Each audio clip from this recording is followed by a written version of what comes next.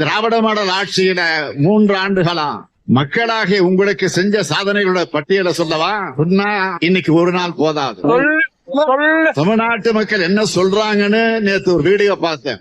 அதுல ஒரு மகளிர் சொல்றாங்க, ஊழலுக்கு விதை போட்டு அதை பாதுகாப்பா சயின்டிபிக்கா திருடுற ஒரு டெக்னாலஜி யார்கிட்ட இருக்குன்னா திமுக தான். அடுத்து விடியல் பயணம் திட்டம் பத்தி பேசுறாங்க. அடுத்த வீடியோல முட்டை பாதி இருக்கு, பாதி வேகமா இருக்கு, பாதி பிள்ளைங்களுக்கு ஃபுல்லா புழுவா கிடக்கு, சோறு ஃபுல்லா அப்படின்னு சிரிச்சுக்கிட்டே அந்த குழந்தை பேட்டி கொடுக்குது.